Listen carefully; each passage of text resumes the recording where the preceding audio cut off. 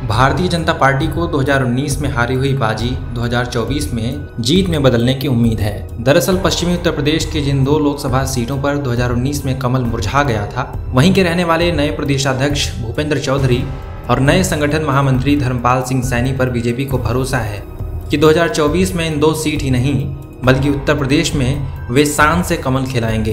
दरअसल बीजेपी के नए प्रदेश अध्यक्ष भूपेंद्र चौधरी मुरादाबाद के रहने वाले हैं। मुरादाबाद से बीजेपी लोकसभा चुनाव 2019 में हारी थी। यह सीट समाजवादी पार्टी ने जीती थी। एचटी हसन वहां सपा के सांसद हैं। बीजेपी के संगठन महामंत्री धर्मपाल सिंह सैनी बिजनौर के रहने वाले हैं। बीजेपी बिजनौर भी पिछले लोकसभा चुनाव में हार गई थी। फिलहाल बिजनौर सीट बसपा के पास है। मलूक नागर वहां से सांसद हैं। रिकॉर्ड के मुताबिक भूपेंद्र खुद 2 बार चुनाव हार चुके हैं, लेकिन बीजेपी ने हमेशा उनको तवज्जो दी। हाईकमान के विश्वास के बल पर वह संगठन में हमेशा सियासी चौधरी साबित हुए।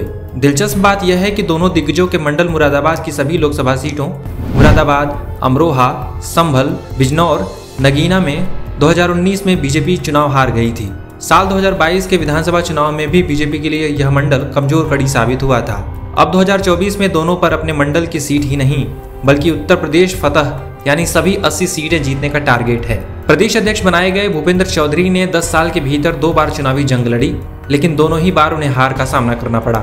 इस हार के बाद भी संगठन में उनका कद और दबदबा कम नहीं हुआ। 1999 के लोकसभा चुनाव में भारतीय जनता पार्टी ने संभल सीट से भूपेंद्र चौधरी को सपा संरक्षक मुलायम सिंह यादव के सामने चुनाव लड़ा दिया था। भूपेंद्र चौधरी को 1,43,596 और मुलायम सिंह यादव को 2,59,430 वोट मिले थे। भूपेंद्र चुनाव हार गए थे। दूसरा चुनाव 10 साल बाद 2009 में मुरादाबाद पश्चिम विधानसभा क्षेत्र से लड़े थे। यह उपचुनाव था। बसपा विधायक राजीव चन्ना ने लोकसभा चुनाव लड़ने के लिए विधायक पद से इस्तीफा दे दिया था। इस उपचुनाव में भी भूपेंद्र चौधरी हार गए थे। बसपा के बलराम सैनी जीते थे। उसके बाद भी बीजेपी ने भूपेंद्र को पहले संगठन में क्षेत्रीय मंत्री बनाया, फिर वेस्ट यूपी के क्षेत्रीय अध्यक्ष का जिम्मा दे दिया। क्षेत्रीय अध्यक्ष वह 2 बार रहे। साल 2016 में बीजेपी हाईकमान ने भूपेंद्र को एमएलसी बना दिया। फिर योगी आदित्यनाथ की पहली सरकार में उन्हें मंत्री बनाया गया।